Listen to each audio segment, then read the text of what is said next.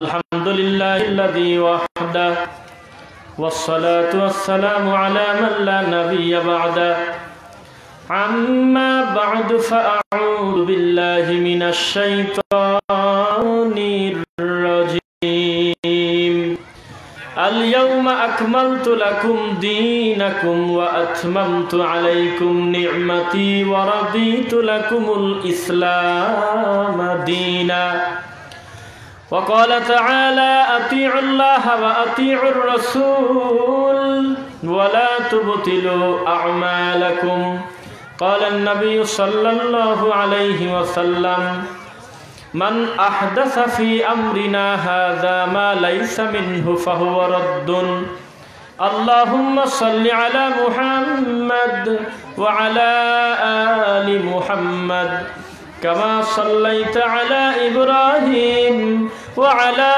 آل إبراهيم إنك حميد مجيد اللهم بارك على محمد وعلى آل محمد كما باركت على إبراهيم وعلى آل إبراهيم إنك حميد مجيد الحمد لله সকল প্রশংসা আল্লাহর জন্য। আল্লাহর দরবারে শান্তি শুকরিয়া আদায় করছি। আমরা এই মুহূর্তে একটি গুরুত্বপূর্ণ মাজলিসে আমরা বসতে পেরেছি, আলহামদুলিল্লাহ। শান্তি অবতীর্ণ হোক আল্লাহ রাসূলের উপরে সাল্লাল্লাহু আলাইহি ওয়াসাল্লাম।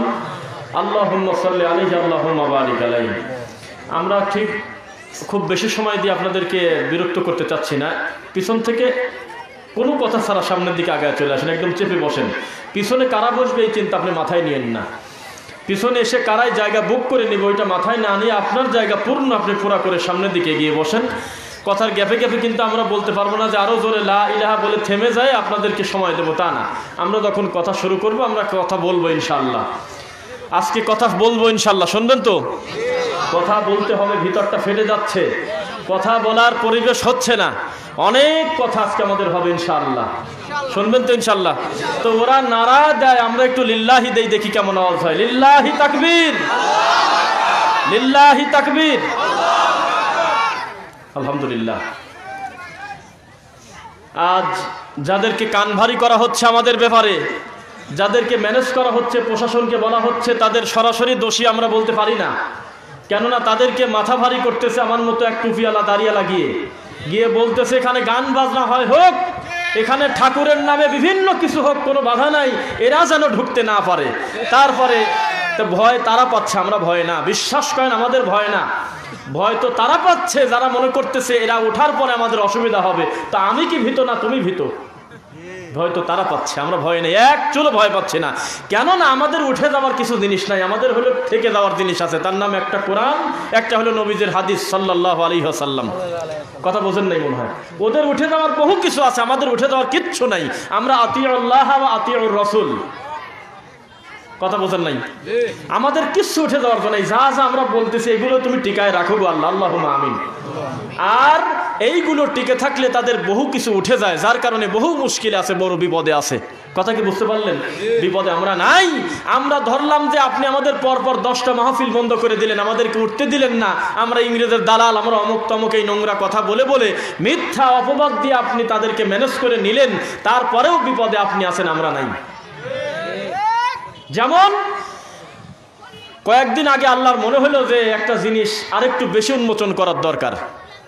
সহজ করে একটা কথা বলি, দেখবেন আপনার একটা গ্রামে একটা জিনিস প্রচলিত আছে, ভুল সত্য সেটা পরের কথা।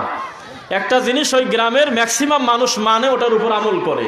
ওইটার বিরুদ্ধে যদি কোনো দিনী ভাই কথা বলে, তদন্ত ছাড়াই তার গায়ের সাথে একটা লকব যায়, তার নাম হলো ফিতনাবাজ। আওয়াজ দেন না, তার নাম কি? ফিতনাবাজ। আজকে আমি আপনাদেরকে প্রমাণ করব ফিতনাবাজ ওরা। আমরা যারা হাজারো মানুষের দিকে না তাকায় একা একা হলেও সত্যর আওয়াজ রাখি, আমরা ফিতনাবাজ না, আমরা হলো হিকমতওয়ালা। আর এক দল আছে হেকমত করার নামে বলে যে হেকমত করতে হবে। তোমার মতো হেকমত যদি করতো তো রাসূলের আর মক্কা ছেড়ে মদিনায় যাওয়া লাগে না। তুমি বাটপার, ওনার নাম হেকমত না। হেকমত তোমার আমি করবো কি? হেকমত হলে আল্লাহর কোরআনে যা আছে মোট হেকমত, আমি আলাদা বানানোর কেউ না। হেকমত কাকে বলে? সত্য গোপন করার নাম হেকমত হতে পারে না কোনোদিন। যা আছে হুবহু ওইটা বলে দেওয়ার নাম হলে হেকমত। আপনি পদ্ধতির কথা বলতে পারেন যে পদ্ধতিগতভাবে কিছু বলা যেতে পারে, কিন্তু ওই কথা বলার ক্ষেত্রে বিন্দু মাত্র ছাড় দেওয়া যাবে না। যদি বলেন এই কথা কমাবাড়া করতে হবে, তাহলে আপনি রাসূলের উপর অপবাদ দিলেন। বলে যে হেকমত করো বাবারা, ওই রকম হেকমত যদি করতে যান কোনো দিন সমাজে সুন্নাত কায়েম হবে না। কিসের হেকমত? হেকমতই তো কোরআন এবং হেকমতই তো রাসূল সাল্লাল্লাহু আলাইহি ওয়াসাল্লামের সুন্নাহ। আল্লাহ এবং তার রাসূল সাল্লাল্লাহু আলাইহি ওয়াসাল্লাম যেটা আমাদেরকে দিয়েছেন বলেছেন, ওইটার চাইতে দামি হেকমত আর পৃথিবীর কেউ দিতে পারবে না। ওটা তো হেকমত হয়েই আছে। অনেকেই মনে করে আমি বলবো তারপরে মনে হয় হেকমত হবে। একটা ভালো কথা বলতেছে একটা ছেলে, বলতেছে এই ছেলে ওইভাবে বলতে হয় না, একটু হেকমত অবলম্বন করা লাগে। তো হেকমত কাকে বলে? তুমি ঘুরে ফিরে বলতে চাচ্ছ যে এখানে বলো না, এখানে যা আছে চলুক। তো ওইভাবে সত্য বলা যায় কোনোদিন? হেকমত হলে আল্লাহর কোরআন, হেকমত হলে রাসূল সাল্লাল্লাহু আলাইহি ওয়াসাল্লামের চূড়ান্ত সুন্নাহ। কথা কি বোঝা গেল কিনা? তো আমরা হেকমতওয়ালা যারা হাজারো অন্যায়ের ভিতর থেকে একা একা হলেও আওয়াজ রাখি, তারা আমরা সুন্নাতওয়ালা, আমরা মানে ফিতনাওয়ালা না। আওয়াজটা কেউ না কেউ রাখবে না। তা আল্লাহ তাআলার মনে হলো যে সহিহ আকীদার লেভেল গাছ সাথে লাগায়ে, আহলে হাদিসের লেভেল গাছ সাথে লাগায়ে, বেটা তুমি এখনো খয়রাতখোর, এখনো তুমি জিয়ারতখোর, এখনো তুমি মিনিটে মিনিটে সম্মিলিত মুনাজাত করো, তোমার ব্যাপারটা আমি একটু গোটা টাঙ্গাইল থেকে টান দিয়ে নিয়ে সারা বিশ্ববাসীকে দেখাবো। তখন আল্লাহ কি বললেন? মাত্র 3 মিনিট 2 মিনিটের অপচেষ্টা করলে একটা মানুষকে বেইজ্জত করার জন্য সারা বিশ্ববাসী দেখলো যে না কি হয়েছে। আচ্ছা, এটা মা বোনরা একটু কথা, আপনারা কথা না বললেই ভালো হয়, একটু নিজ দায়িত্বে চুপ করে বসে থাকবেন। আচ্ছা, তো যে কথা বলতেছিলাম, তো আল্লাহর হেকমত আপনি বুঝতে পারবেন না। আপনার মনে হচ্ছে যে রফিকুল ইসলামকে অপমান করতেছে পাশের ব্যক্তি বসে, ও কিসের অপমান করলো? আমার মনে হচ্ছে ওকে দেখা হলে আমি একটু কিছু খাওয়াই, মিষ্টি খাওয়াই, ও আমার উপকার করে দিয়েছে, ক্ষতি করতে পারে নাই। কাকে দাবাতে চাচ্ছেন? একটা ভিডিও, একটা ওয়াজ, একটা নসিহত যদি আমি সম্মিলিত মোনাজাতের বিপক্ষে, ফরজ সালাতের পরে যেটা প্রচলিত আছে এইটার বিপক্ষে রাসূল সাল্লাল্লাহু আলাইহি ওয়াসাল্লামের সুন্নাহ যদি আমি চূড়ান্তভাবে আলোচনা করতাম, হয়তো সেটা বড় জোর 2-4 লাখ 10 লাখ কি 2000-5000 লোক দেখলো, বড় জোর, আর যারা উপস্থিত আছে তারা দেখলো।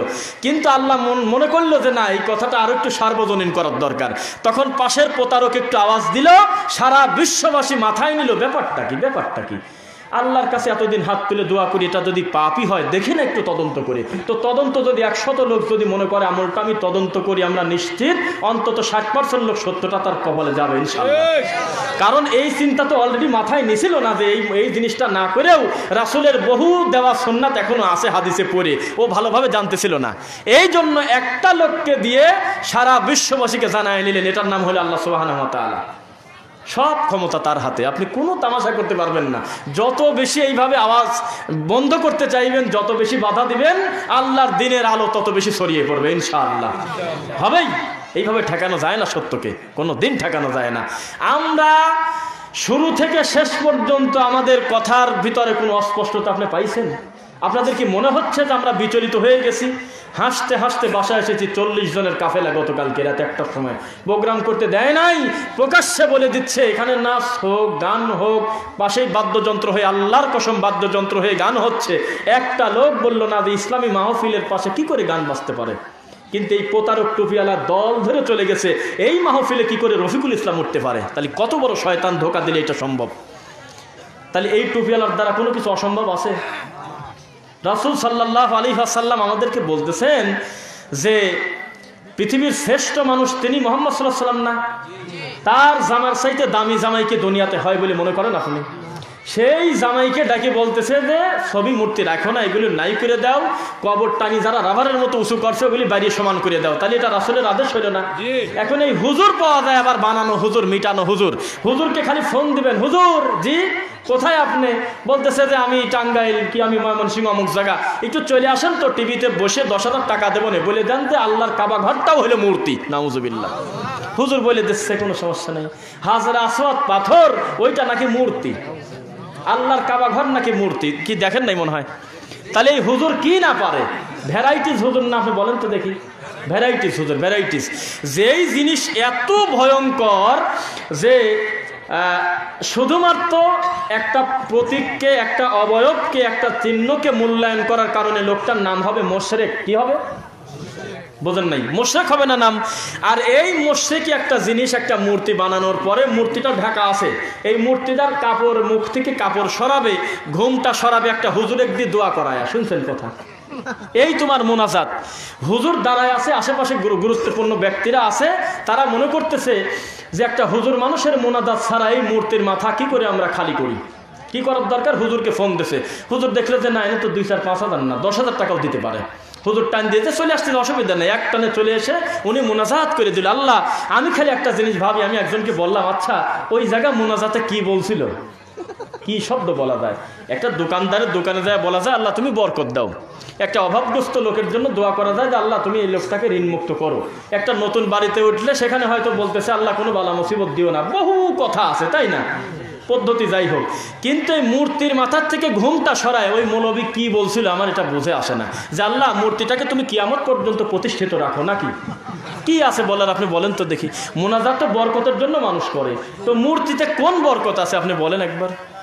এখন একটা ডাক্তার মিলাদ দিবে, তো ডাক্তারের দোকানে দেওয়া হুজুর যদি মোনাজাত করে আর বলে আল্লাহ এই দোকানে তুমি বরকত দাও, তার মানে রোগী বাড়ুক, রোগীর সংখ্যা তুমি বাড়ায় দাও আল্লাহ, গ্রামে মিনিটে মিনিটে রোগী হোক, সেকেন্ডে সেকেন্ডে দৌড়াতে দৌড়াতে যাতে এসে আমার স্যালাইন বিক্রি হয়, এই তো কথা। আর যদি বলে যে আল্লাহ তুমি সকলকে তুমি সহি সালামতে রাখো, ভালো রাখো, সকল বালা মুসিবত থেকে তুমি আমাদেরকে হেফাজত করো, তাহলে না জানি মনে মনে রাগই না করে যে সব বালা মুসিবত যদি উঠেই চলে যায় তো আমার নাফার কি হবে, আমার প্যারাসিটামল নিয়ে বসে থাকার আমার কি থাকে? ব্যাপারটা আমি বোঝানোর জন্য বলতেছি। তো যেই লোকটা একটা হারাম জিনিস আল্লাহর দরবারে মুনাজাত করে উদ্বোধন করতে পারে, সেই হুজুর ধর্ম বিক্রি করে খেতে পারে না? পারে তো। কোরআন মাজিদ সহজ একটা জিনিস, একটু জুম করে দেখার চেষ্টা করবেন আর কি। দেখেন, আমি আন্দাজই বললাম, আমি জানি যে আছে, এই শয়তানি করছে আমি জানি। এই দেখেন একটা ব্যাপার হলো, এতদিন বলছি অন্যভাবে, আজকে আরেকভাবে বলতেছি, একটু দেখেন তো দেখি, খুব খেয়াল করে দেখবেন। এই লেখাটা আমি যেভাবে ধরে রাখছি, বলেন তো সূরা ফাতিহা থেকে সূরা নাস পর্যন্ত গতানুগতিক স্বাভাবিকভাবে আল্লাহর কোরআনটা যেভাবে সাজানো ছাপানো আছে গঠন করে লেখা, এটা কি সেই রকম লেখা না একটু পেঁচানো লেখা? কথা জোরে বলেন না তো, পেঁচানো লেখা না? কোন রকম যদি কোরআনে হাফেজ না হয়, ভালো আরবি না বোঝে, এই লোকটার জন্য গোটা কোরআন মাজিদ টানিয়ে টুনিয়ে পড়তে পারলেও বিশ্বাস করেন এই পৃষ্ঠে আসি মরণ হয়। আমি আর পারবো না, এটা আমার কাম না। কেননা এখানে তো লেখাই আছে দোয়াই খতমেল কোরআন, এই কাম হলো 300 টাকা দেবো, আমার ইমাম সাহেব বক্সা দিবি। আমি নিশ্চিত এই প্রতারণা হুজুর করছে, আমার মতো একজন হুজুর। তাছাড়া সব জায়গা স্বাভাবিক, কত সুন্দর ওয়ামা ইয়াস্তাউইল আ'মা ওয়াল বাসীর, কত সুন্দর ক্লিয়ার লেখা। কিন্তু আমার মতো একটা হাফেজও যদি আলাদা করে এই দোয়ায় খতমেল কোরআন মুখস্থ না করে, আমি নিশ্চিত ওনার পড়তে যায় ভেজাল হবেই, এত পেঁচানো লেখা। তাহলে রহস্য একটা আছে, কিন্তু যদিও বানানো দোয়া, এটা মানুষ বানাইছে, কিন্তু এই কথাটা কিন্তু পেঁচায় লেখছে, এটা রহস্য আছে। যেই মা যেই বোন কষ্ট করে পুরা একটা কোরআন মাজিদ খতম দিল বহু কষ্ট করে, এইখানে এসে ওই মা বিপদে পড়ে যায় যে না জানি এখানে বা কি যেন আছে। এই জিনিসটা আমার কাম না, এই জিনিস হলে হুজুরের কাম বক্সানো। আমার কাম কোরআন মাজিদ শেষ করা, 300 টাকা দিয়ে 2 কেজি জিলাপি দিয়ে বক্সানোর দায়িত্ব হলো হুজুর। এই জন্য এই কোরআন মাজিদের এই দোয়ায় খতমেল কোরআনটা আছে। প্রত্যেকটা যায় শয়তানি করা না। যেই লোক আল্লাহর কোরআনের সাথে এই কাজ পারে, ও ধর্ম বেঁচে খেতে পারে না। একটা মুমিনের কাছে এর চাইতে দামি জিনিস আর কি হতে পারে আপনি আমাকে বলেন তো দেখি। মহিলারা বাড়ির থেকে বলে দিচ্ছে জুমার সালাতের সময় যে 4 নামে না ভুল বলছো, ওই সময় তুমি আরেক নামে বাড়া দিও, বলে যে আমার খালা শাশুড়ির চাচির বেটার বোর, দোস্তর মিয়ার নাতির বেটার বোর, অমুক তমুক দুনিয়ার নাম সিরিয়ালে কোনো না কোনোভাবে তার কবর পর্যন্ত যেন পৌঁছায়, সিরিয়াল করে একটা কাগজ দিয়ে দিচ্ছে। হুজুর ওইগুলো নিয়ে নিচ্ছে, এটা নোংরা কাজ না? অনেকেই পরিচিত ফেস আছে, আমি হয়তো চিনি না, আমাকে হয়তো চেনেন। কিছুদিন আগে একটা ভিডিও আমি লাইভ করছি, মাজারের সিন নিয়ে আনবক্সিং, দেখছেন নাকি? দেখছেন তো, মেলা লোকই তো দেখছেন। ওখানে আমি যাই দেখলাম, ওই আনবক্সিং করলাম, ওটা আমি বলছি ওখানে যাই দেখলাম যে মানুষ বরকত নিচ্ছে কিভাবে মাজারের বা ওই জায়গার ওখানে পানি নিয়ে নিয়ে মুখে মুখে ডলতেছে, মুছতেছে। আর মাজারের পাশে যে দাঁড়ায় আছে একজন টুপিওয়ালা দাড়িওয়ালা, ওই লোকের কাছে খালি নামের সিরিয়াল দিচ্ছে, কেউ 3 নাম, কেউ 2 নাম, কেউ 5 নাম, ছেলে প্রতিবন্ধী, মেয়ে অমক, এই সে বিভিন্ন সিরিয়াল ওনার কাছে দিচ্ছে। উনি আবার বাবাজান কেবলার দিকে মুখ করে তাকায়, রক্ষা করো বাবা, এরকম করতেছে। তা আপনি কি মনে করেন ওই লোক আলিফ বা তাসা পারে না? তাই ধর্ম না জানলে কোনোদিন এত বড় শয়তানি করা যায় না। যদিও আমার আলোচ্য বিষয় হলে আজকে বিদাত, জাতি বিদাত চিনল না, টাইটেল পাস করছে, সে মানুষের সামনে বলতেছে ওইভাবে ধরতে গেলে মাই কত বিদাত, ওইভাবে হিসাব করতে গেলে হুজুরের সামনে টেবিল আছে, টেবিলও তো বিদাত। তুমি যে প্লেনে চড়ে হজ করতে যাও এটাও তো বিদাত, এটাও তো রসুলের সময় ছিল না। তাহলে কত বড় বিয়াদ্দব, তাহলে আবার আলিফ বা তাসা থেকে পড়া উচিত না? পৃথিবীর শ্রেষ্ঠ দামি মানুষ, ব্রেনওয়ালা মানুষ, বিদ্যান মানুষ মুহাম্মদ সাল্লাল্লাহু আলাইহি ওয়াসাল্লাম না? তিনি তো আপনার এই শয়তানি জানতেন আল্লাহ, এই জন্য ক্লিয়ার করে বলতেছে কুল্লু মুহদাসাতিন বিদআ। কুল্লু মানে কোন রকম দিন ধর্ম লেখাপড়া জানে, ও জানে, কুল্লু মানে প্রত্যেক, সব। এখানে তো আপনার দুই ধরনের সুযোগ সুবিধা রাখে নাই। আল্লাহ জানতেন পরবর্তী সময় আপনি শয়তানি করবেন, এই জন্য কুল্লু দিয়ে সকল বিদাতই গোমরাহি করে দিয়েছেন। আর আপনি যেটাকে বিদাত বলতেছেন এটা বিদাত না, এটা হলো মানুষের দিন বোঝার জন্য বিভিন্ন উপকরণ। এই জিনিস, জাগতিক জিনিস যত বাড়বে মানুষের দিন বুঝতে তত সহজ হবে। এইটা কোনো ইবাদত মনে করে না। কোন পাগল আছে যে মনে করে যে যত দ্রুত হজে যায় পৌঁছাবো ভালো প্লেনে, আমি নেকি 10টা বেশি পাবো? কেউ ভাবে কোনোদিন? মূল কর্ম ওখানে গিয়ে না, যাওয়াটা তো একটা উপকরণ। কোন মাধ্যমে যাবেন? অনেক আগে তো প্লেনের কোনো ব্যবস্থা ছিল না, মানুষ পায়ে হেঁটে মাসের পর মাস নদীতে নৌকায় কত কষ্ট করে গেছে। তো হজকে নেকি কম হয়েছে না? না একই রকম। এগুলো হলো তামাশা। তো একটা কষ্ট লাগে হলো সহি আকীদার লেভেল তুমি খুলে ফেলো গার সাথে, তুমি বলো যে আমি রেজবি, আমার আর কোনো কথা নাই। তুমি পরিচয় দিয়ে দাও যে আমি বেরলবি, তুমি বলো যে আমি হানাফি, আমি শাফি, আমি মালকি, আমি হাম্বলি, আমি অমুক, কোনো একটা কথা বলো, তাহলে আমরা ক্লিয়ার হয়ে গেলাম যে তোমার মানহাজ হলো অমুক, তুমি এই তরিকা অনুসরণ করতেছো। কিন্তু তুমি সহি আকীদা এই নাম ব্যবহার করে সমাজে বিদাত শিরিক প্রচার করবে আর বলবে আমি একজন আহলে হাদিস, তাহলে এটা কলঙ্ক না একটা? তোমার মতো বাটপার প্রতারক আমাদের দলে দরকার নাই। এটা ইসলাম, এই সুযোগ তোমার দেওয়া হয়নি, কোনো দরকার নাই। তোমার মতো সিটার বাটপার না থাকলে কি হবে? আমাদের দরকার মা আনা আলাইহি ওয়া আসহাবি। রাসূল সাল্লাল্লাহু আলাইহি ওয়াসাল্লাম একটি কথা, অনেক কথা এসে যায়, রাসূল সাল্লাল্লাহু আলাইহি ওয়াসাল্লাম বিদায় হজের ভাষণ দেন নাই মনে হয়, দিয়েছেন কি? তো ভাষণে তিনি কি বললেন যে আমি দুনিয়ার থেকে ইন্তেকাল করে যাব, দিনটা আল ইয়াউমা আকমালতু লাকুম সূরা মায়েদা 3 পরিপূর্ণ হয়ে গেছে। আমি দুইটা জিনিস রেখে গেলাম, তারাক্তু ফিকুম আমরাইন, দুইটা জিনিস রেখে গেলাম, কিতাব আল্লাহ ওয়া সুন্নতি। তাই তো কথা। তো রাসূল সাল্লাল্লাহু আলাইহি ওয়াসাল্লাম কেন বললেন না কিতাব আল্লাহ ওয়া সুন্নতি ওয়া আবু বকর? রাসূল সাল্লাল্লাহু আলাইহি ওয়াসাল্লামের উপরে, এই পৃথিবীতে মাটির উপরে মানুষ হিসেবে আমরা আবু বকর রাদিয়াল্লাহু আনহুর চাইতে বেশি দাম মানুষকে মনে করি। এই লোকটা রাসূলের একবার চোখের সামনে দাঁড়ায় আছে, কেন নবীজি মুখ দিয়ে বললেন না একবার কোরআন হাদিস মানো, তবে বেশিরভাগ গুরুত্বটা আবু বকরের দিক দিও, এরা বলে সেইটা শুনে চলো। একবারও কেন মুখ দিয়ে বলল না যে কোরআন হাদিস মানো, তবে আমার ওমর যা বলে সেইভাবে মানো? ব্যক্তির নামটা একটু দু একবার বলার দরকার ছিল না? আমাদের দৃষ্টিতে মনে হচ্ছে 1450 বছর পর আপনার ঠাকুরের কথা মতো যদি ধর্ম চলে, মানুষ মানুষের কাছে যদি বছরের পর বছর পড়ে থাকে, তাহলে পৃথিবীর শ্রেষ্ঠ আবেদ মুহাম্মদ সাল্লাল্লাহু আলাইহি ওয়াসাল্লামের পরে আবু বকর রাদিয়াল্লাহু তাআলা আনহু, ওমর, উসমান, আলী রাদিয়াল্লাহু তাআলা আলাইহিম আজমাইন, তারা নিজেরা উপস্থিত ওখানে। একটা বার রাসূল সাল্লাল্লাহু আলাইহি ওয়াসাল্লাম মুখ দিয়ে বলল না যে না বুখারীতে তোমার বোঝা কাজ না, যদিও তার সময় ওই শব্দ নাই, ওই নাম নাই, কোরআন মাজিদ তো তুমি বুঝবে না বাবা। এগুলো হলে আমার এই 4 জন বিশিষ্ট সাহাবী বুঝবে, তুমি হলে এদের দিক তাকায় থাকবে, এরা যা বলে হুবহু অনুসরণ করে মরে যাও, শেষ। কোরআন মাজিদ আর রাসূল সাল্লাল্লাহু আলাইহি ওয়াসাল্লামের হাদিস একটা যুবক ছেলে পড়ে যদি অন্যায় করে, ফিতনাবাজি হয়, এটা পড়া যদি দোষের কিছুই হবে বাংলা অনুবাদ করে, তাহলে রাসূল সাল্লাল্লাহু আলাইহি ওয়াসাল্লাম কেন বললেন না যে দেখো তোমরা জাতিতে আরবি হতে পারো, কিন্তু ব্যাখ্যাতার আমার আবু বকরের মতো তুমি বোঝো না, তুমি তো আমার আলীর মতো কোরআনে হাফেজ না, তুমি তো আমার উমারের মতো পণ্ডিত না, তুমি কি এত বোঝো নাকি? তোমার এসব কাজ না, তুমি এই 4 জন যা বলে তাই শোনো। তো এত বড় দামি মানুষের দিকে যদি রাসূল সাল্লাল্লাহু আলাইহি ওয়াসাল্লাম আঙুল ইশারা করে অনুমতি না দেন, এই সিটার বাটপারের কি ধর্মের অনুমতি দেয়? তা দেয় না, এটা স্পষ্ট, এমনি তো বোঝা যায়। মানুষ ভয় পায় না, এমনিতেই যদি বয়ানের মাঝখানে যদি বলে ওই দেখেন একটা সাপ, আন্দাজে একটু বুকটা কাঁপিয়ে উঠবে না, না জানি সাপ আছে, এটা হলে একটা ভয়। আপনি প্রতিদিন বাজারে যান, মাগরিব সালাতের পরে চা নাস্তা করে তারপরে বাসায় আসেন, এটা স্বাভাবিক প্রক্রিয়া না? খালি বিনা কারণে একটা ছেলে বলল যে কাকা ওখানে আমি 4 হাত একটা সাপ দেখলাম, ও যদি মিথ্যাও বলে আপনি ভয় পাবেন না? আপনি একটু পরেই ঘুরে আসবেন, কি ব্যাপার? তো না চা প্রতিদিনই খাওয়া লাগবে, তার কি কোনো মানে আছে? তার মানে আপনি ভয় পাইছেন। এমনি একজন বলছে ওই জায়গায় একটা সাদা বুড়ি দ্বারা দেখলাম, এতদিন চলতেছেন কোনো সমস্যা নাই, ওই দিন আপনি চেষ্টা করবেন অন্য কোনো রাস্তা আছে কিনা, তার মানে আপনি ভয় পাইছেন। তা আল্লাহ বলতেছে যে তুমি আমাকে ভয় পাও, এটার প্রমাণ আর বান্দাকে ভয় পাও হলো বস্তু দেখে, জীবজন্তু দেখে ভয় পাওয়ার উদ্দেশ্য হলো ওখান থেকে তাড়াতাড়ি দৌড়তে পালানো, আর আমি আল্লাহকে দেখে ভয় পাওয়া মানে ঘুরে ফিরে আমার দিকে আরো বেশি করে ছোটা। সুবহানাল্লাহ। তাহলে আপনি যদি বলেন যে আমরা কি কোরআন হাদিস বুঝি, এত মতানক্য, আমরা যাব কোথায়? তো এই সমাধানটা কি আল্লাহ ভালো দিতে পারে, তার রাসূল সাল্লাল্লাহু আলাইহি ওয়াসাল্লাম ভালো দিতে পারে, না আর একটা ব্যক্তি দিতে পারে? আল্লাহ ভালো দিতে পারে। তাই ভেজাল সমাজে যতই প্রচার থাক, সমাধানটা কিন্তু এই দুটার থেকেই নিতে হবে, আর রাস্তা কিন্তু খোলা নাই। আছে কি খোলা?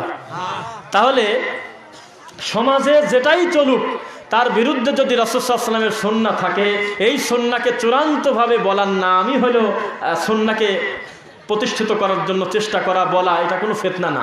আর যদি এটার নাম আপনি ফিতনা দেন, তাহলে এই ফিতনা করা ফরজ। এই ফিতনা করা ফরজ, যেই ফিতনাকে তুমি একটা সুন্নাতের নাম দিছো ফিতনা, নাউজুবিল্লাহ। তুমি বলতেছো যে সবাই হলে এরকম করে, ওরা উল্টা নতুন নীতি শুরু করেছে, ওরা হলো ফিতনাবাজ। তাহলে আমি বলবো কেউ না কেউ এই ফিতনা করবে, এটা ফরজ। কেননা এই সত্যটা কারো না কারো মাথায় তো ঢুকবে আগে।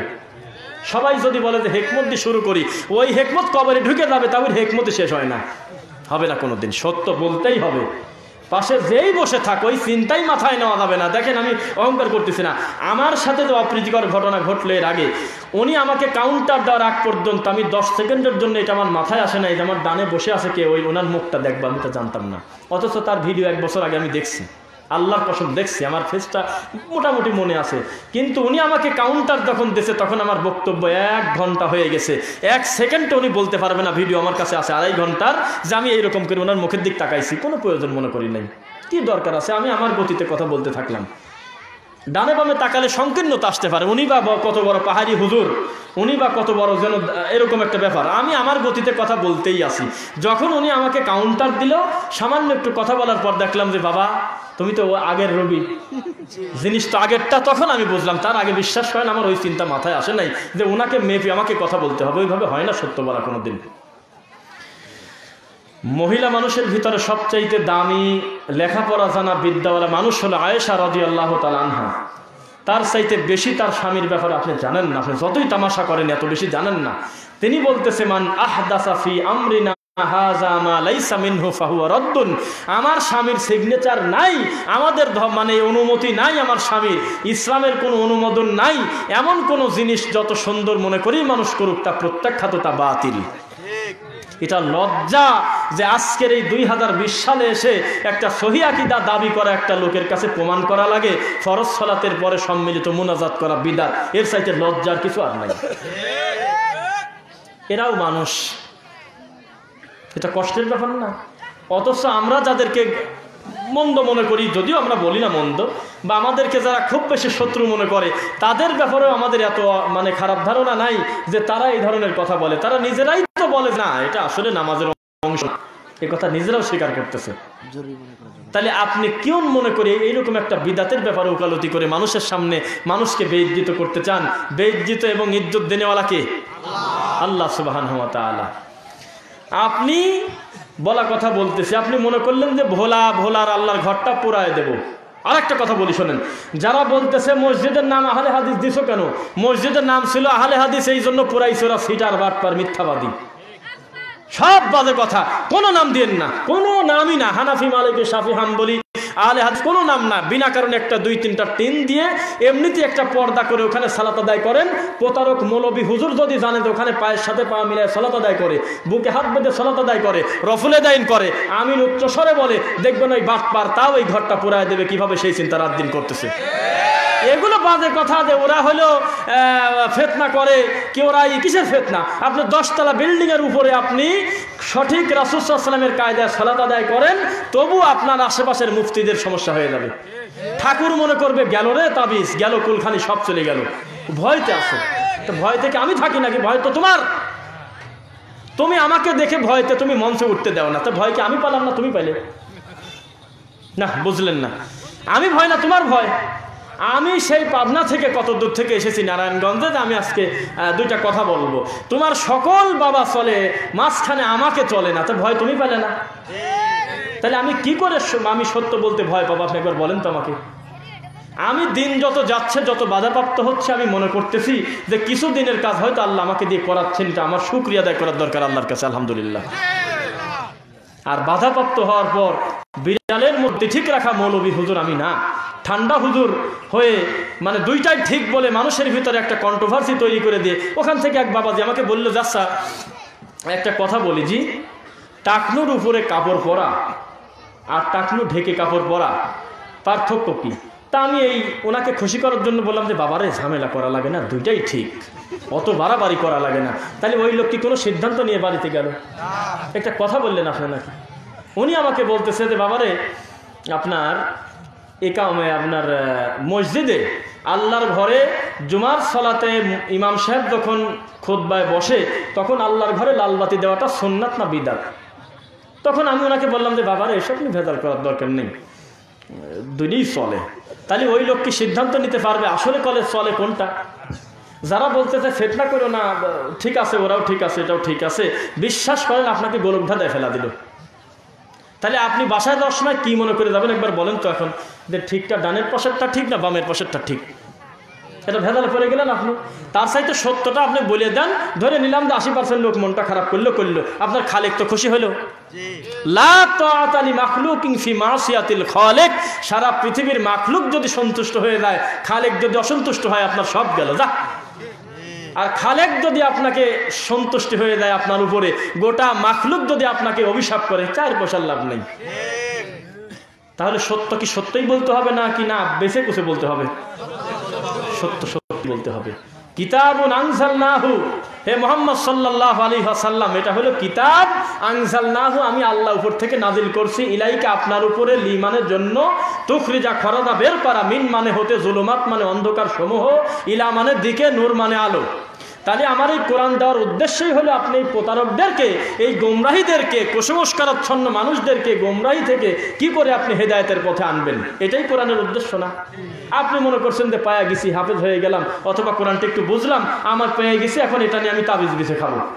এইভাবে কি কোরআনের সৌন্দর্য মানুষ বুঝতে পারবে? কোনো দিন জানতে পারবে না। কষ্ট লাগে। আপনি এসব ফাজলামো করে লাভটা কি বলেন তো দেখি? আপনি 30টা মসজিদ পোড়ায় দিলেন, 30টা মসজিদ পোড়ায় দিলেন, 10 জন দিনী ভাইকে পিটালেন ধরে, এতেই কি আপনি দিনটা বন্ধ করে নষ্ট করে দিতে পারবেন? আপনার চাইতে ইহুদি খ্রিস্টান কম চেষ্টা করে আল্লাহর দিনের বাতি নিভানোর জন্য, বলেন তো একবার। ওরা রাত দিন চেষ্টা করতেছে। আপনি শীতের দিনে অনেকে মাফলার পরে আসছেন, চাদর, বিশ্বাস করেন একটা লম্বা সময় বিজ্ঞানীরা এসি রুমের ভিতর থেকে ঘেমে গেছে। মুহাম্মদ আবার কি জিনিস এইটা ভেবে ভেবে। কোন ধরনের লোক ছিল? একটা এতিম মানুষ, যে সময় কোনো মোবাইল ছিল না, বৈদ্যুতিক যন্ত্র ছিল না, মানুষে মানুষে যোগাযোগের কোনো এরকম সেকেন্ডের ভিতরে ভিডিও কল ছিল না, হাজার হাজার মাইল দূর থেকে আমরা মিনিটের ভিতরে ব্যক্তির সাথে ফেস হব, কোনো মাধ্যম নাই, কোনো প্রযুক্তি নাই, এমন একটা সময় মরুভূমির বালির ভিতর থেকে মুহাম্মদ এত বড় কিতাব পাইল কোথায়? আমরা এই 1450 বছর পর বিজ্ঞানের কল্যাণে, প্রযুক্তির বদৌলতে কত নতুন নতুন জিনিস মানুষের সামনে প্রেজেন্ট করতেছি, কিন্তু ঘরে ঢুকেই দেখি যে মুহাম্মদ 1450 বছর আগে কোনো না কোনো ইঙ্গিত আগেই দিয়ে গেছে। সুবহানাল্লাহ। তাহলে ওকল কম টেনশনে নাই যে এই কোরআনটা কি করে ভুল প্রমাণ করা যায়।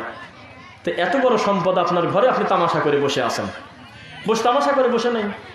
সারা পৃথিবীর সকল লোক যদি মনে করে যে কোরআন মাজিদ আমি যথেষ্ট মোহাব্বত করব, সম্মান করব, চুমা দেব, চোখে লাগাবো, চোখে লাগানো তো একটা ব্যাপার।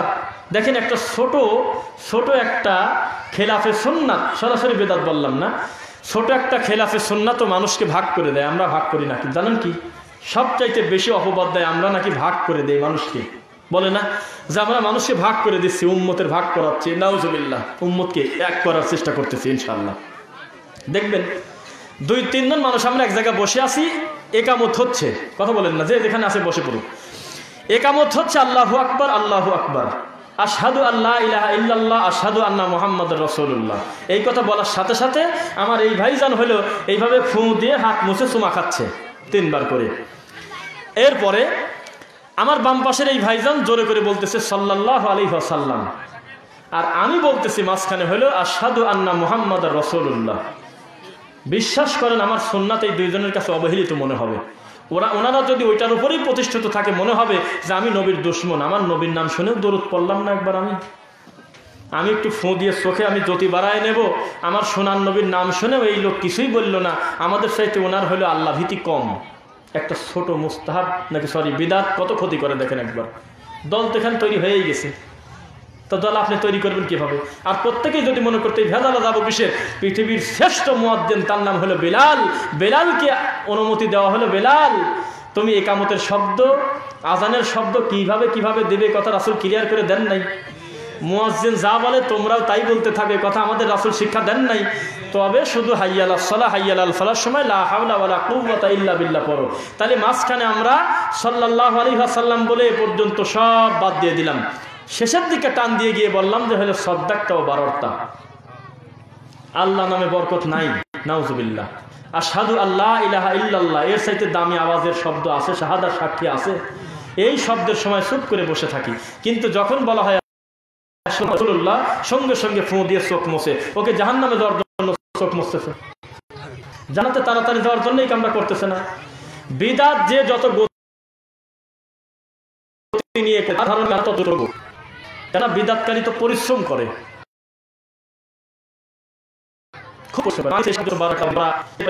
চিৎকার চেঁচামেচি করে জিকির করা, কত পরিশ্রম আপনি করে দেখেন একদিন।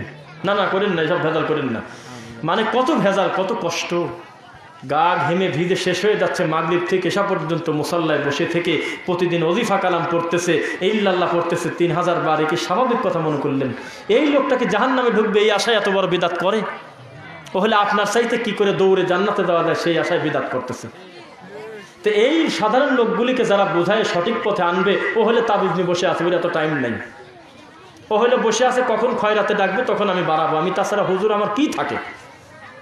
গ্রাম থেকে বা বিভিন্ন জায়গা থেকে মাঝে মধ্যে ফোন, যে বেটা ভালো আছো, তোমার আজকে কয়েক বছর তোমার মুখটা দেখি না, অনেকদিন দেখা হয় না, নতুন একটা ঘর করছি, আমি আশা করছি যে বেটা তোমাকে দিয়ে মিলাদ দিয়ে তারপরে ঘরে উঠবো। কত আবেগ, কত আশা। তো ওই লোকটাকে জাহান্নামে দেওয়ার জন্য এই কাজ করতেছে মনে করতেছেন। ও এটাকেই ধর্ম মনে করে, কারণ একটা লম্বা সময় রাসূল সাল্লাল্লাহু আলাইহি ওয়াসাল্লামের সুন্নাহ মানুষকে জানতে দেওয়া হয় নাই। খালি আব্বা হুজুর দাদা হুজুরের কথা বলে মানুষদেরকে ঢেকে রাখা হয়েছিল দিনের সৌন্দর্য, যার কারণে আপনি যখন সত্যটা বলেন, ওরা বলে কি দেখছো নবী বলছিল না যে ওরা একদল আজ বের হবে, তারা এমন কথা বলবে যা তোমরাও শোনো নাই, তোমাদের বাপ দাদাও শোনে নাই, এইটা টান দিয়ে এসে আমার উপর অপবাদ দেয়। শুনছেন কথা? বুখারীর ওই কথাটা বলে যে দেখছো দেখছো ওরা ফিতনাবাজ, তোমরা কি কোনোদিন শুনছো এই কামত আবার একবারও দেওয়া যায়? না, তা তো শুনি নাই। তোমরা কি কোনোদিন শুনছো যে কবলাল জুমা সুন্নাত না পড়েও আবার বনে থাকা যায়? না। তোমরা কি কোনোদিন শুনছো যে আল্লাহর ঘরে খুতবা রানিং অবস্থায় 2 রাকাত সালাত আদায় করার পরে বসা যায়? মুসল্লিরা কয় না হুজুর, তা শুনি নাই। বলে এরাই হলো সেই দল, যেই দল হলো নতুন নতুন কথা বলবে, তোমাদের বাপ দাদাও শোনে নাই, ওরা হলো জাহান্নামী। জুমার নামাজে মানুষকে বলে। হুজুর খুব বিপদে, জুমার খুতবায় বসে কোনো প্রয়োজন নাই। একটা মসজিদে আমি দেখলাম তদন্ত করে, মসজিদে যদি আপনি টোটাল মানুষের মাথা গোনেন, বিশ্বাস করেন সর্বোচ্চ 3 থেকে 4টা লোক হবে সহিহ আকীদার। একটা মসজিদ আছে আমার জানা মতে, সেই মসজিদে সহিহ আকীদার আমাদের এক দিনী ভাই বলতেছে, হুজুর বিশ্বাস করেন 11 জুমা পর পর সিরিয়ালে ওনার পিছনে আমরা খুব সালাত আদায় করলাম। 11 খুতবার ভিতরে সর্বনিম্ন 20 মিনিট অথবা 15 মিনিট এক টানা ওনার কথাই হলো সহিহ আকীদার লোক হলে ইহুদির দালাল কি ওরা এই সেই, ওরা ফিতনাবাজ, কিছু না কিছু একটা রাখবে। আচ্ছা বলেন তো, এই আলোচনা যদি নাও করে, ওই 4টা দিনী ভাইয়ের কি ক্ষমতা আছে 96 জনের ওভারটেক করে ওই হুজুরকে মারে? এই কথা কি সুযোগ আছে? তার মানে ওনাদের মুখ দেখলেই ও ভয় পাচ্ছে, খুব ভয়, যে আমি ওয়াজ করে শান্তি পাচ্ছি না, ওদের দিক তাকালে লজ্জা লজ্জা করে, আমি তো জানি এগুলো ফাজলামো করতেছি, তাহলে বিপদেও আছে। আপনি 100 বিপদে নেই, আপনি শান্তিতে আছেন, আলহামদুলিল্লাহ পড়েন। আলহামদুলিল্লাহ, কোনো দিন আমরা অশান্তিতে নাই। টেনশন হলো সবচেয়ে বড় বিপদ। যত বড় টাকা পয়সাওয়ালা ভালো মানুষ হোক, তাকে যদি বিছানায় শোয়াই দিতে চান তাহলে টেনশন ঢোকা দেন। আরে টেনশন হলে বিদাতের ভিতর ঢুকে গেছে, আমার টেনশন নাই। আমার কামই হলো কোরআন এবং রাসূল সাল্লাল্লাহু আলাইহি ওয়াসাল্লামের সহিহ হাদিস যখন আমার সামনে আসবে, পৃথিবীর সকল কিছুর চাইতে সেটাকে মূল্যায়ন করবো আমি ইনশাআল্লাহ। আমার ভেজাল কিসের? আমি তো এই 2টার ভিতরেই মঙ্গল খুঁজে পাই। আর তোমার কত ভেজাল, তুমি বস্তুতে ঘোরো, এ বাবার কাছে ঘোরো, ও ঠাকুরের কাছে ঘোরো, বাড়ি ঘর সাইডে তুমি দৌড়াও, কত ঝামেলা করে তারপরে তুমি আল্লাহকে খুশি করতে চাচ্ছ। আর আমরা শিক্ষা নিয়েছি কি, ইযা সাআলতা ফাসআলিল্লাহ, মানুষ হিসেবে মানুষের যা দরকার সব চাইবে আল্লাহর কাছে। সুবহানাল্লাহ। কোনো জিনিসের কোনো কার্পণ্য নাই। লজ্জা কাকে কি বলবো বলেন? আল্লাহ রাসূল সাল্লাল্লাহু আলাইহি ওয়াসাল্লাম বলতেছে, তোমার পায়ের জুতার ফিতাও যদি ছিঁড়ে যায়, জুতার ফিতা আছে না, ফিতাও যদি ছিঁড়ে যায়, তো মুসির দোকানে যাওয়ার আগে এই কথাটা তুমি তোমার আল্লাহকে একবার বলে নাও। আল্লাহর কসম, এই কথার উপরে যদি লম্বা আলোচনা করা যায়, পৃথিবীর সকল পীর ঠাকুর যে নোংরা, বেহায়া, অসভ্য, এই প্রমাণ করা কিছুই না। কেননা জুতার ফিতার চাইতে পীরের কাছে কোন কম দামি জিনিস আমি চাবো বলেন একবার? কোন জিনিসের জন্য আমি মানুষের কাছে গিয়ে বলবো আপনি একটু বলে দেন? জুতার ফিতার উদাহরণ দিলেন কেন? খালি বলে, অনুবাদ করেই, হুজুর বলে, বুখারি পরেই, খালি এগুলো বোঝে না একবার ব্যাপারটা কি। জুতার ফিতার আলোচনা করার দরকারটা কি? তার মানে এটা একেবারেই কম দামি জিনিস, একেবারেই তুচ্ছ জিনিস, যেটা না হলে মানুষের খুব বেশি অসুবিধা হবে না। এরপরেও মাখলুক হিসেবে তার খালেককে একবার বলুক, আল্লাহ আমার এই জরুরতটাও তুমিই পুরা করে দাও, সুবহানাল্লাহ। তাহলে এটা ইসলামের সৌন্দর্য হলো না? আর মানুষকে খুশি করা সবচেয়ে ভেজাল কাজ। 30 বছর এই ঠাকুর বাবার কাছে পড়ে আসি, আবার যদি 30 বছর পর খবর পান যে আমার ঠাকুরের চাইতে বড় ঠাকুর আবার আরেক জায়গায় আসছে, তখন মনটার মধ্যে মনে হবে যে ওই বাবাই মনে হয় বড় বাবা। ওখানে গিয়ে শুনলেন যে না, ওই কুমিল্লা আবার আরেক বড় বাবা আসছে। এইভাবে কত ব্রেনটা ঘোরালেন, কত টেনশন, না জানি এই ঠাকুরকে খুশি করে আমি প্রথম স্তরে যেতে পারবো না। এই দৌড়াদৌড়ি করতে করতে মরার আগের দিন খবর পেলেন এই মোট ঠাকুরই হলে ভণ্ড, এখন কি নিয়ে কবরে যাবেন জান। তাহলে সবচাইতে ভালো বুঝ হলো কোরআন এবং রাসূল সাল্লাল্লাহু আলাইহি ওয়াসাল্লামের হাদিস। আল্লাহ এবং তার রাসূল সাল্লাল্লাহু আলাইহি ওয়াসাল্লামকে নিয়েই আমি থাকি, এর ভিতরেই আমি সন্তুষ্টি খুঁজে পাবো। তাহলে ওই লোকটা ভেজাল কমলো না বাড়লো? ইসলাম হলো খুব স্বচ্ছ, তাই না? ওই জুতার নিচে মোজা পরেন না আপনারা, মোজা? তো রাসূল সাল্লাল্লাহু আলাইহি ওয়াসাল্লাম বলতেছে যে ওযু করার পরে মোজার উপর মাসেহ করলে হয়ে যাবে। করছেন কোনোদিন কেউ? মোজার উপরে মাসেহ করলে হয়ে যাবে, মানে পুরা পাটা ধোয়া লাগতেছে না। শুনতেছেন কথা? তো এই ব্যাপারটা আলোচনা করার পরে একটা কার ড্রাইভার, সে খালি বারবার ঘুরে ঘুরে তাকায়।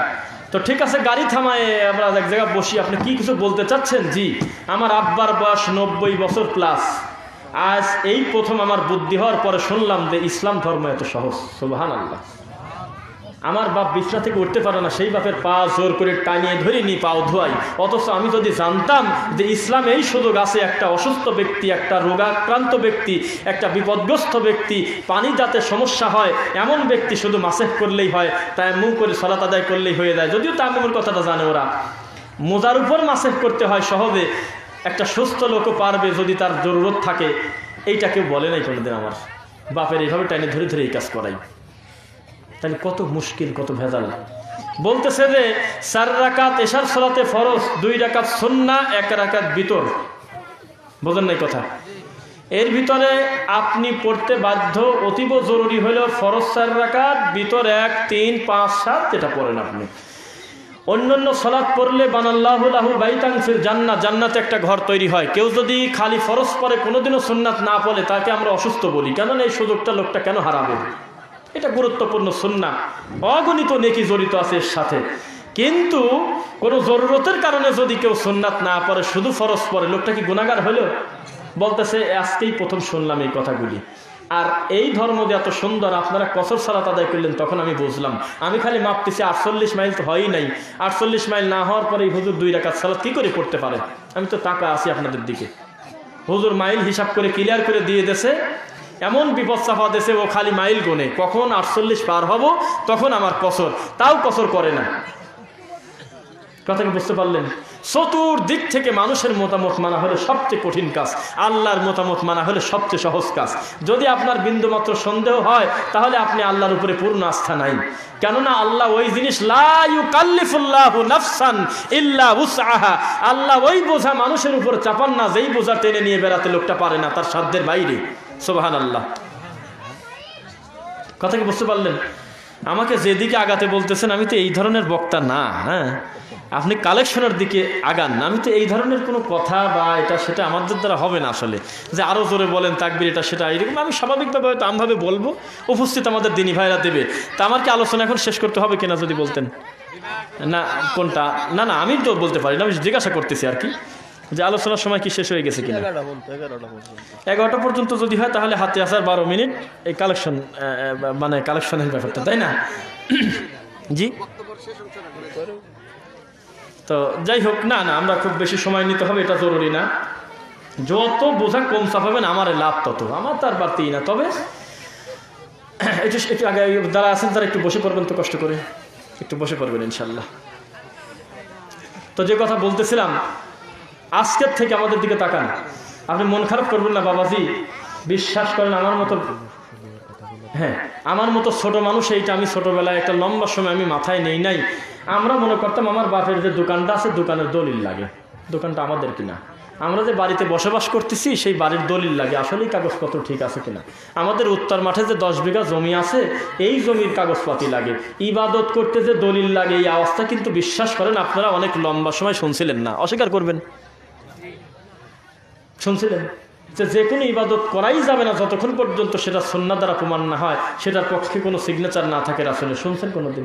কিন্তু লম্বা সময় শোনেন নাই, কিন্তু এখন শুনতে হচ্ছে। তাহলে আপনি যদি বলেন যে এই কথাটা বলে আমরা খুব শেষ করে দেব, পৃথিবীর শ্রেষ্ঠ ইবাদতের নাম বলেন তো কেউ একবার। আল্লাহর হকে সবচেয়ে দামি ইবাদত কি? সালাত। আপনাকে ধোঁকা দিচ্ছে কিভাবে জানেন? বলতেছে যে সব কিছু বুঝে শুনে কাজ করা লাগে, তুমি বোঝো না ওরা এইসব জিনিসের হিসাব করা লাগে। আমিন তো ছোটোখাটো ব্যাপার, এটা না করলে তো কোনো সমস্যা নেই। ফরজ সালাতের পর মোনাজাত করা না করে এটা তো ছোটোখাটো ব্যাপার বাবা। বুকে হাত বাঁধা, নাবির নিচে হাত বাঁধা, হাত ছাড়িয়ে দেওয়া, এটা তো ছোটোখাটো ব্যাপার বাবা। তারপরে হইলো আমিন জোরে আসতে, এটা তো ছোটোখাটো ব্যাপার বাবা। রফুল আদাইন করা না করে এটা তো ছোটোখাটো ব্যাপার বাবা, এটা তো ফরজ ওয়াজিব না। এটা আপনাকে সুন্দর করে বোঝাচ্ছে, বলতেছে, তাই বলতেছে না? তো একটা ইবাদতের নাম হলো সালাত। 2 রাকাত সালাতের ভিতর থেকে রফুল আদাইন কাটি বাইর করে দিলেন, আমিনটা নাই করে দিলেন, রফুল আদাইনটা নাই করে দিলেন, ওটা নারী ভুরি বলে দিত। যাই হোক, ফরজ সালাতের পরে আপনি মোনাজাত, ওটা ছোটোখাটো ব্যাপার। বুকে হাত বাঁধা, এগুলি সব ছোটোখাটো ব্যাপার। তো একটা ইবাদতে যদি এত কিছু আপনার কাছে তুচ্ছই মনে হয়, ওই ইবাদতের কোনো জায়ত রাখলেন আপনি আর? এই একটা কথা বললেন, এত ছোটোখাটো জিনিস সাহাবায়ে কেরাম একটা লম্বা সময় একটা নিয়ে বেড়াইছে, এই একটা কথা নাকি? এই রফুল আদাইন যদি এত বড় বোঝা হতো, এত বড় আল্লাহর ঘর পুরায় দেওয়ার মতো অপরাধের মতো অপরাধ যদি করে এটা হয়ে থাকতো, এই জিনিস বহু আগে রাসূল নিষেধ করে দিতেন না একবার? তো খবরদার এসব ঝামেলা করতে দেন, এগুলো অন্যায়, এগুলো করার দরকার নেই। সব ধোঁকা। একটু চোখ কান খোলা রাখেন, সত্য পর্যন্ত আপনি পৌঁছাবেন ইনশাআল্লাহ। আপনি বাজারের উদ্দেশ্যে রওনাই দিলেন না, তাহলে আপনি কি করে বাজার করবেন? একটা মানসিকতা তৈরি করেন আগে, যে না আমি সত্য পর্যন্ত পৌঁছাবো ইনশাআল্লাহ। বহু মানুষ আছে 40 বছরের মূর্তি পূজা ছেড়ে রাতারাতি কালেমা পড়ে মুসলিম হয়েছে, 7 দিনের ভিতরে লোকটার মৃত্যু হয়েছে। তাহলে লা ইলাহা ইল্লাল্লাহ সহ কবরে গেল না? এটা সুযোগ না? বহু লোক আছে 50 বছর আল্লাহর ইবাদত করেছে, সঠিক তাওহীদের উপরে থাকছে, সব থাকছে, মৃত্যুর আগে কলম দিয়ে কি জানি করে থয়ে গেছে, এখন যাও, জাহান্নামে যাওয়া লাগবে না বলেন তো? তাহলে এগুলো তাকদীর না? এই যে কর্মটা আমরা করতেছি, আল্লাহ আমাদের যে কবুল করবেন না তার কোনো গ্যারান্টি আছে? আপনি আগেই ভয় পাচ্ছেন কেন? এগুলো তো সুন্নাহ, আমাদের পর অপবাদ দিচ্ছে যে ওরা হলে এরকম করে আর বলে এরকম না করলে নামাজ হবে না। আল্লাহর কসম এটা মিথ্যা অপবাদ। আমার জানা মতে কেউ আমরা বলি নাই যে রফুল আদাইন না করলে নামাজ হয় না। আপনি এমনি মিথ্যা কথা বলতেছেন, আপনি অপবাদ দিচ্ছেন। আমরা বলেছি কি জানেন? এই ছোট্ট একটা কর্মর কারণে মান জা আবিল হাসানাতি ফালাহু আশরু আমসালিহা, আপনি একটা কাজ করার কারণে আল্লাহ আপনাকে 10টা মর্যাদা দিবেন। সুবহানাল্লাহ। আমরা এই কথা বলি নাই যে পাশের ব্যক্তি পা সরাই নিল জন্য লোকটার নামাজ হয়নি, আমরা এই কথা কোনোদিনও বলি নাই। মিথ্যা কথা বলেন কেন? আমরা বলছি যদি কষ্ট করে একটু মেলান, কি এমন ক্ষতি আছে? তাহলে রফা বিহা দারাজা, আপনার দরজা সম্মান আল্লাহ বৃদ্ধি করে দিবেন। বানাল্লাহু লাহু বাইতান ফিল জান্নাহ, ব্যক্তির এই ফিজিক্যাল ডিস্টেন্সটা যদি ঠিক রেখে, মানে না ঠিক রেখে পায়ের সাথে পা যদি লাগায় দেন, তাহলে জান্নাতে একটা ঘর তৈরি হয়। আমরা কোনোদিনও বলি নাই যে আপনি আমিন বললেন না জন্য অমুক ভাই নামাজ হয় না, এটা আপনি আমাদের উপর মিথ্যা অপবাদ দিচ্ছেন। আমরা বলি না, আমরা বলি কি রফা বিহা সাউতুহু, আপনি যা ক্বালাল ইমাম গায়রিল মাগদুবি আলাইহিম ওয়ালাদ-দাল্লিন ক্বালা আমিন, যখন ইমাম গায়রিল মাগদুবি আলাইহিম ওয়ালাদ-দাল্লিন বলে তোমরা আমিন বলো, ইমাম বলতেছে ফেরেশতা বলবে, এইটা যদি মিলে যায় একসাথে তাহলে গুফিরা লাহু মা তাকাদ্দামা মিন যামবি, তোমার অতীতের গুনাহ আমি মাফ করে দেব। তাহলে আপনি যেটাকে ছোটোখাটো মনে করে দূরে সরাই দিচ্ছেন, মূলত এটা ফজিলত, বহু কিছু হারাচ্ছেন না আপনি। কর্মটা আপনার কাছে তুচ্ছ তাচ্ছিল্য মনে করে সরাই দিচ্ছেন। 2টা ভুল করতেছেন, পাহাড় পরিমাণ নেকি থেকে বঞ্চিত হচ্ছেন। 2 হলো রাসূল সাল্লাল্লাহু আলাইহি ওয়াসাল্লামের একটা সুন্নাহকে ব্যঙ্গ করার কারণে ফামান রাগিবা আন সুন্নতি ফালাইসা মিন্নি, যে সুন্নাত মানে দাড়ি আছে মুখে, একটা লোকের দাড়ি আছে মুখে কিন্তু আর একটা লোকের দাড়ি নিয়ে ব্যঙ্গ করলো, রাসূল সাল্লাল্লাহু আলাইহি ওয়াসাল্লাম বলতেছে আমার উম্মত না। কেননা আমার সুন্নাত নিয়ে ব্যঙ্গ করার কোনো অধিকার কারো নাই। যদি বারবার যদি আপনি বলেন যে এগুলো ছোটোখাটো ব্যাপার বারবার বলতে বলতে যদি জোরে করে একবার বলেন তা নবীদের উম্মত আপনি না। কেননা নবীদের সুন্নাতকে ছোটোখাটো বলার সুযোগ আপনাকে দিলটাকে? এগুলো তো নবীদের সুন্নাহ, আপনি মানেন না। আপনি পূজা করলেই বা কিটা ঠেকাবে? 3 মাস পর পর নারকেল ফাটা দিয়ে আসেন, জিলাপি দিয়ে আসেন, খুরমা দিয়ে আসেন, দুর্গার সামনে, কালীর সামনে, ভগবতীর সামনে। আপনি মানুষ। ওয়া হাদাইনাহুন নাজদাইন, আমি কি তোমাকে 2 ধরনের সুবিধা দেই নাই? ওয়া ফারিকুম ফিল জান্নাতি ওয়া ফারিকুম ফিস সাঈর, তুমি চাইলে জান্নাতের পথেও যেতে পারবে, জাহান্নামের পথেও যেতে পারবে। পূর্ণ স্বাধীনতা দেয় নাই আল্লাহ? দেশে কিনা? আপনার গ্রামে এমন কোনো রেকর্ড আছে যে আমাদের গ্রামে একটা ছেঁচড়া চোর ছিল, 30 বছর চুরি করছে একটা না, এই জন্য একদিন আমরা যায়া দেখি আল্লাহ রাগ করে রাত্রির বেলা খানা প্লেট সরায় এনেছে? দেখছেন? কোনোদিন কি শুনছেন যে একটা লোক জেনা করে বাসায় যাচ্ছিল আমাদের গ্রাম থেকে, এই জন্য মাথার পর ঠাটা ফেলা দিয়েছে আল্লাহ? আমরা বুঝতে পারলাম যে অমুকের ঘর থেকে কেবল বের হইল। কত ধৈর্য ধরে আছে, আপনাকে সুযোগ দিচ্ছে আল্লাহ, বান্দারে একটু বিবেকটা খাটিয়ে আমার কথা মানো, আমার রাসূলের কথা মানো সাল্লাল্লাহু আলাইহি ওয়াসাল্লাম।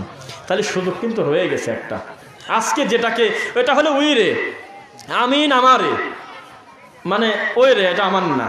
রফলে দাইন ওই রে, বুকে হাত বাঁধা ওই রে, খয়রাত না করা ওই রে, মোনাজাত না করা ওই রে, সব কিছু যদি একটা দিক আপনি ঠেলে দিয়ে দেন যে ওটা ওদের, ওটা আমাদের তো না। বিচারের মাঠে কিন্তু এই সুযোগ আপনার নাই যে আল্লাহ একটু পরে আসেন, আমাদের বাম পাশের আল্লাহ ভিন্ন আছে, কেননা আমাদের ইবাদত ধরে নেওয়ার আলাদা আল্লাহ আছে। কথা বলতে পারবেন না? না একই আল্লাহ আপনার আর আমার হুবহু আমলগুলো নিবে? তাহলে আপনি আজকে রাসূল সাল্লাল্লাহু আলাইহি ওয়াসাল্লামের সুন্নাহকে বোঝা মনে করে আমাদের দিকে ঠেলে দিচ্ছেন আর বলতেছেন এগুলো উই রে, এটা আমার না, ওরা রফা দান, ওরা এটা সেটা বিভিন্ন কিছু বলে আমাদের উপর যে অপবাদ দিচ্ছেন, মূলত আপনি নিজে বোকামি করে রাসূলের অগণিত সুন্নাহ আপনি আমল করার সুযোগ পেলেন না। এটা বোকামি করে এত গুরুত্বপূর্ণ জিনিস আপনি হারালেন। আমরা খুব বেশি কথা আমরা লম্বা করতে চাচ্ছি না। এখানে যদি কাউকে জিজ্ঞাসা করা হয় বলেন তো ওযু ভঙ্গের কারণ কয়টা, যেমন তেমন লোক বলবে 7টা। নামাজ ভঙ্গের কারণ কয়টা, যে সে বলবে যে 19টা। যদিও এগুলো সিরিয়াল করা সত্য মিথ্যা আমরা ওটা বলতে চাচ্ছি না, এটা প্রয়োজন নাই। কিন্তু আপনার বক্তব্যে পড়ছে কোনো দিন এমন ছেলেও কিন্তু সলাতের ওয়াজিব, ওযু ভঙ্গের কারণ, বিভিন্ন জিনিসের কারণ জানে কিনা, জানে কিনা? কিন্তু ইমান ভঙ্গের কারণ কয়টা ব্যক্তি জানে একটা বলেন তো? যে সবচেয়ে দামি সম্পদ হলে ইমান, এই জিনিসও ভাঙিয়েও আবার যায়। অনেক মানুষ জানে না। জানে কি? অনেকেই জানে না। আপনি জানেন, দেখা গেল আপনি যাকে দাওয়াত দিতে যাচ্ছেন তার মাথায় এখন এটা ঢোকেই নাই যে ইমান আবার কোনোদিন ভাঙে নাকি। তাকে এইটা বোঝানোর জন্য মানুষের উপরে রাগ থাকলেও মানুষের বইয়ের উপরে রাগ থাকে না, তাকে জানেন? মানুষের লেখনির উপরে রাগ থাকে না, লেখা বই রাগ থাকে না, টেবিলে রেখে দেন, কোনো না কোনো দিন ওই ভাই যতই গোমরা হোক একদিন বলবে কি ব্যাপার, ও কি দিছিল একটু খুলে দেখি তো, হতে পারে কিনা। তো এই ব্যাপারে আমরা কথা বলবো। এখন একটা ব্যক্তি উঠবেন না, যদি ওঠেন তো আমি কথা হয়তো বলার প্রয়োজন মনে করব না। এত লম্বা সময় আপনারা ধৈর্য ধারণ করে এসেছিলেন। প্রথম শব্দটা বলি, যারা আমাকে ভালোবেসে দূর দূরান্ত থেকে এসেছেন, আমি মনে করবো আল্লাহ আমার আর আপনার ভিতরে এই ভালোবাসা যেন না থাকে, এই ভালোবাসাটা আল্লাহ তুমি তোমার জন্য কবুল করো। আমাদের এই ব্যক্তির ভালোবাসাটা তুমি আল্লাহর জন্য যেন হয়, সেই তৌফিক তুমি দাও। এই দাবি নিয়ে আপনাদের কাছে একটি কথা বলি। এখানে কিন্তু আমরা সবাই মেহমানের মতোই, বেশি আমরা অনেক দূর দূরান্ত থেকেই বেশিরভাগ অনেকে এসেছি, তাই না? তা আমরা আমাদের জায়গা থেকে, এখানে একটি মাদ্রাসা আছে না? হ্যাঁ, একটি কোরআনের এখানে অবশ্যই লেখাও আছে, দারুস সুন্নাহ রহমানিয়া মাদ্রাসা।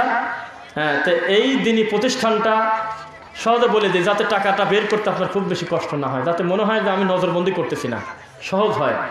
পকেট থেকে টাকা দিয়ে গোনা হয়, দেখবেন 1 মিনিট। আমি শর্ট করে একটা 1 কোটি টাকা দিয়ে একটা 4তলা বিল্ডিং করে বিশাল আল্লাহর ঘর করলাম, মিনার করলাম, কঠিন বড় মিনার, কিন্তু ওই মিনারের ভিতরে বসে আল্লাহর ঘরের ভিতরের মেম্বারে বসে মিথ্যা কথা কয়, সিটার। আরবিতে কি জানি বলে, বাংলায় মানুষকে বুঝতে দেয় না। ওই ঘর দিয়ে আমার অহংকার করার, আমার গর্ব করার কি আছে বলেন? 10 কোটি টাকা দিয়ে আমার নিজের হাত দিয়ে আমি একটা মাদ্রাসা করলাম, ছেলেরা পড়তেছে, অথচ ওই ছেলে মিনিটে মিনিটে মানুষের বাড়ি কুলখানি কার খয়রাত করে। তাহলে ওই মাদ্রাসা নিয়ে আমি কি করে গর্ব করতে পারি, আমাকে বলেন তো একবার। তাহলে লাআনাল্লাহু মান আওয়া মুহদিসান, সহিহ মুসলিমের হাদিস। কেউ যদি বিদাত করা, বহু দূরের কথা, বিদাতিকে সমর্থন করে, তাহলে সে যেন আল্লাহর পক্ষ থেকে লানত চায় নিচ্ছে, নাউযুবিল্লাহ, আল্লাহ লানত প্রাপ্ত হবে সে। তো এটা যে সহিহ আকীদার একটা ব্যতিক্রম একটা প্রতিষ্ঠান, এই ব্যাপারে কি আপনাদের অস্বীকার করার কিছু আছে? এটা স্পষ্ট না? স্পষ্ট না হলে আবার আমার দাওয়াত দেয়, ক্লিয়ার। এই জন্য আমি বলতেছি যে আপনি নিশ্চিত থাকতে পারেন যে আপনি যে টাকাটা আজকে এখানে দান করবেন, যদি কবুল আল্লাহ করেন, তাহলে আপনি ঠিক জায়গায় দিলেন, আলহামদুলিল্লাহ। এই দাবি রেখে আমি আপনাদের বলতেছি কোনো অ্যামাউন্ট না, আপনারা আপনাদের জায়গা থেকে এই দিনী প্রতিষ্ঠানের জন্য একটা সম্মানজনক একটা কিছু দান করবেন বলে আমি আশা করতেছি ইনশাল্লাহ। কেউ একটু বলেন যে এই দিনী প্রতিষ্ঠানের জন্য আমি 5,000 টাকা দেব, একটু বলেন ইনশাল্লাহ, একটু কথা বলবেন যে প্রতিষ্ঠানটাকে সেভাবে আপনারা ভালোবাসেন, মূল্যায়ন করেন, একটু আপনারা সেভাবে কথা বলবেন ইনশাল্লাহ। আমি আশা করবো যে প্রতিষ্ঠানের জন্য আপনারা একটু সহযোগিতা করবেন, প্রতিষ্ঠানগুলো টিকে থাক।